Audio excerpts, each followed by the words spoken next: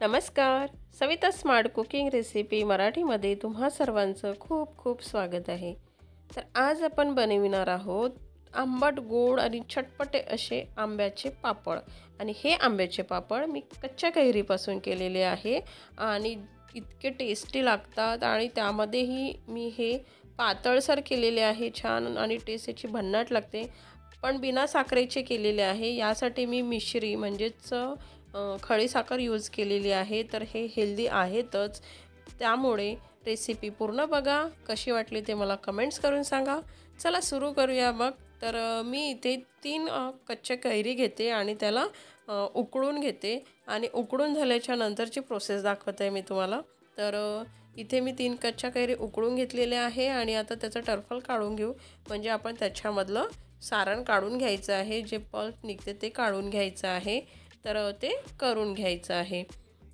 तर इथे तुम्ही कच्च्या कैरी घेऊन त्याला मिक्सरमधून त्याची बारीक पेस्ट पण करू शकता किंवा पिकलेले आंबे घेऊन त्याचं पल्प काढून त्याचं मिश्रण काढून ते पण घेतलं तरी चालते. तर तुम्ही कशाची बनवले ना तरी पण हे आंब्याचे पापड खूप टेस्टी बनतात.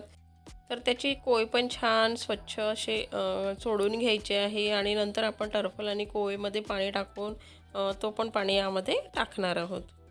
तर आपलं मिश्रण आता इथे आंब्याचं 1 ते 1.5 वाटी झालेलं आहे आणि इतक्यामध्ये भरपूर पापड होतात. तर आता याला आपण शिजवून घेणार आहोत. तर त्यासाठी मी गॅस ऑन केली आहे आणि त्यावर हे ठेवलेलं आहे. त्यामध्ये मी अर्धा पाऊण चमच मीठ टाकलेलं आहे आणि त्यानंतर मी पाऊण वाटी इथे खडी साखर टाकलेली आहे. तर आणि आता तुम्ही बघू शकता छान आता इथे 5 मिनटं शिजवल्याच्या नंतर हे छान शिजलेलं आहे. तर कसं शिजलं आहे ते कसं बघायचं. तर तुम्ही एखाद्या चम्मचवर त्याला मिश्रण घ्यायचं आणि मधून असं बोटाने त्याला डिवाईड करून बघायचं. जर ते जुळत नाही आहे, एकत्र येत नाही आहे, तर असं समजायचं की आपलं मिश्रण शिजलेलं आहे आणि पापड करण्यासाठी तयार आहे. तर आता इथे आपलं थंड झाल्यानंतर तुम्ही बघू शकता आपलं छान मिश्रण घट्ट पण आलेलं आहे. आणि आता आपण यामध्ये टाकून घेणार आहोत. मी इथे अर्धा चम्मचपेक्षा कमी मी चिली पावडर टाकलेला आहे आणि तो पण आता छान मिक्स करून घ्यायचा आहे. चिली पावडरमुळे काय होते, एक आंबट, गोड, तिखट असं छान पापडला फ्लेवर येतो. तर ते करून घेतलेलं आहे मी. आणि याला हे सारण खूप थंड पण नाही होऊ द्यायचं आहे. फक्त थोडंसं त्याची गरमी कमी झाली पाहिजे. तर आता काय करायचं, मी इथे ताटाला तेल लावून घेतलेलं आहे आणि ज्या ताटावर तुम्हाला पापड पसरवायचं आहे त्या ताटाला आधी छानपैकी तेलाने पूर्ण ग्रीस करून घ्यायचं. नाहीतर काय होणार, जेव्हा तुम्ही पापड काढायला जाणार तेव्हा तो निघणार नाही, चिपकून जाणार. त्यामुळे आधी त्याला छान सगळीकडे तेल लावून घ्यायचं आणि त्यानंतर आपण इथे पापड टाकून घ्यायचं आहे. तर मी इथे पापड खूप जाड नाही करणार आहे, त्यासाठी मी इथे मोठा ताट घेतलेला आहे. मला पापड खूप पातळ आवडतात, त्यामुळे मी इथे याला छान पसरवून घेते. आणि आता हे आपण उन्हामध्ये कंटिन्युअसली 2 दिवस सुकवायचं आहे.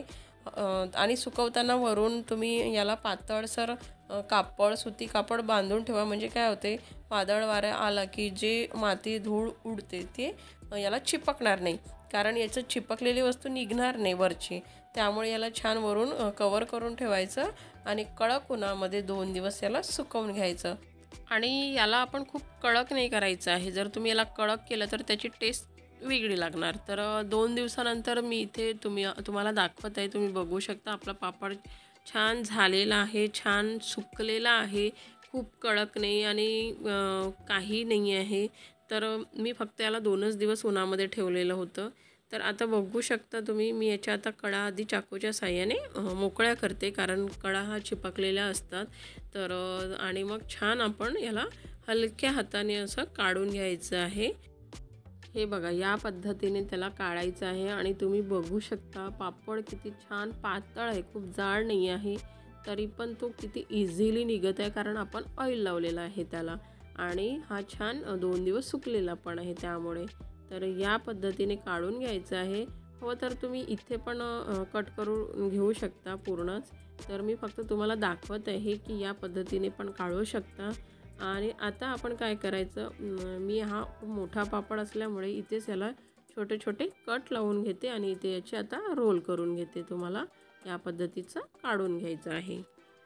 तर हे तुम्ही रोल पण करू शकता, याला प्लेन पण करू शकता किंवा याचे गोल राऊंडमध्ये पण याला कट करू शकता. तुम्हाला ज्या शेपचे करायचे आहेत ते करू शकता.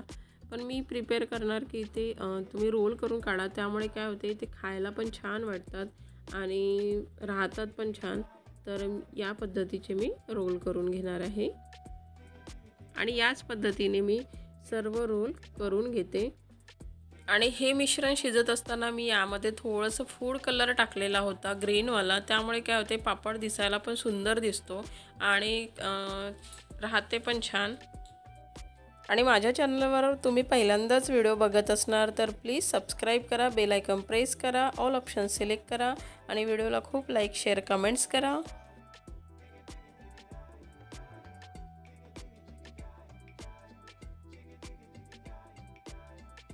तर हवं तर तुम्ही या पद्धतीने पण चौकोन चौकोन कट करून त्याचे ठेवू शकता. तर मी तुम्हाला ती पण प्रोसेस दाखवते.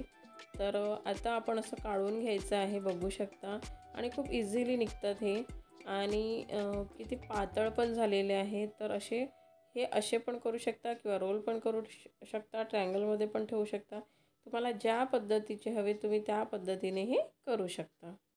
तर इथे मी संपूर्ण आंब्याचे पापड करून घेतलेले आहे आणि त्याचे रोल केलेले आहे आणि वरून मी थोडंसं सुका खोबरा लावून घेते, त्यामुळे एक छान टेस्ट येते आणि दिसायला पण खूप सुंदर दिसते. आणि हे तुम्ही स्टोर फ्रीजमध्ये 1 वर्षासाठी करून ठेवू शकता. बाहेरही ठेवलं तरी हे 2-3 महिने आरामशीर टिकतात आणि तुम्हाला जास्त दिवस याला टिकवायचे असेल तर तुम्ही फ्रीजमध्ये ठेवायचं, फ्रीझरमध्ये नाही. फ्रीजमध्ये तुम्ही एअरटाईट डब्यामध्ये याला स्टोअर करून ठेवू शकता आणि टेस्टला खूप छान लागते आणि छान बनलेले आहे आणि काचासारखे पातळ झालेले आहे, खूप जाड पण नाही केलेले आहे आणि साधी सोपी रेसिपी आहे, बनवायला इतकी इझी आहे. तर आणि खूप कमी साहित्यामध्ये होणारी आहे. तर तुम्ही आंब्याचा सीझन सुरू आहे, तुम्ही एकदा बनवून बघू शकता.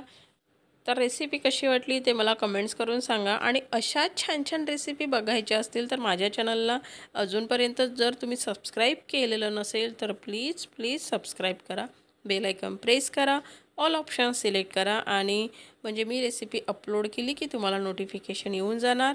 आणि व्हिडिओला खूप तुमच्या फॅमिली फ्रेंडपर्यंत शेअर करा, व्हिडिओला लाईक शेअर कमेंट्स करा आणि व्हिडिओ बघत राहा. चला भेटूया नेक्स्ट व्हिडिओमध्ये. Thank you for watching.